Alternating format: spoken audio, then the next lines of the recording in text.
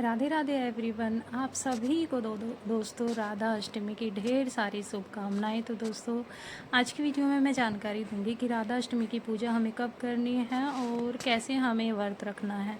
तो दोस्तों देखिए, राधा अष्टमी के दिन वैसे तो सुबह 4 बजे मंगला आरती होती है, उसी टाइम अभिषेक होता है और ये पूजा की जाती है। लेकिन हम गृहस्थ जीवन वाले ये पूजा दोपहर में 12 बजे करते हैं।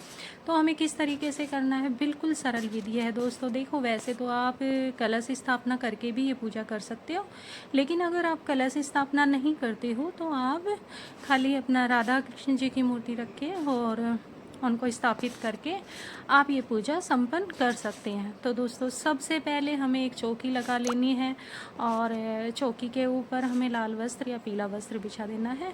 उसके साथ में जो भी आपके पास में राधा रानी कृष्ण भगवान की जो भी स्वरूप है, जो भी मूर्ति है, आप वो स्थापित कर लीजिए और अपना सबसे पहले दिया प्रज्वलित कर लिए। दिया प्रज्वलित करने के बाद में दोस्तों हमने शुद्ध जल से भाव स्वरूप स्नान करा देना है। और अगर आपके पास लड्डू गोपाल जी है तो आप उनकी भी स्नान वगैरह करा सकते हो, उनको भी इनके यहाँ पे स्थापित कर सकते हो। अब उसके साथ में ही दोस्तों हमने वस्त्र स्वरूप कलावा समर्पित कर देना है। और अगर आप राधा रानी की प्रतिमा आपके पास है अलग से तो आप उनको लाल चुनरी भी स्थापित कर सकते हैं। और साथ में हमने जल का लोटा अवश्य रखना है। अगर हम कलश स्थापना नहीं भी करते हैं तो भी हमें कलश अवश्य पानी का रखना होता है। तो उस तरीके से हमने उसके बाद में दोस्तों देखो हमने तिलक करना है। तिलक हमने रोली से, चंदन से तिलक कर देना है। सब पे हमें अपने दिए को और राधा रानी कृष्ण भगवान। और देखो दोस्तों राधा अष्टमी है, लेकिन हमें ऐसी प्रतिमा लेनी है जिसमें कृष्ण भगवान और राधा दोनों हो, क्योंकि बिना राधा और बिना कृष्ण के जैसे अगर एक है तो ये पूजा हमारी अधूरी है। तो सबको हम जैसे भाव स्वरूप पहले स्नान करा दिया, वस्त्र स्वरूप हमने कलावा समर्पित कर दिया, तिलक हमने लगा दिया है चंदन का। और अब हम राधा रानी को उनका श्रृंगार समर्पित करेंगे। तो इस तरीके से आपने श्रृंगार ले लेना है, 2, 5, 7 जितना भी आपकी श्रद्धा हो।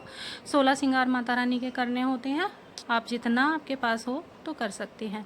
इसी के साथ में दोस्तों देखो हमने अब भोग समर्पित करना है। भोग में हमने पूड़ी, हलवा, मिश्री, माखन और हमारी राधा रानी को मीठा पान बहुत ही प्रिय है तो मीठा पान भी हमने लिया है और ऋतु फल ले लेना है। वैसे अरबी का भोग जो होता है वो राधा रानी का बहुत ही प्रिय होता है, कढ़ी चावल का।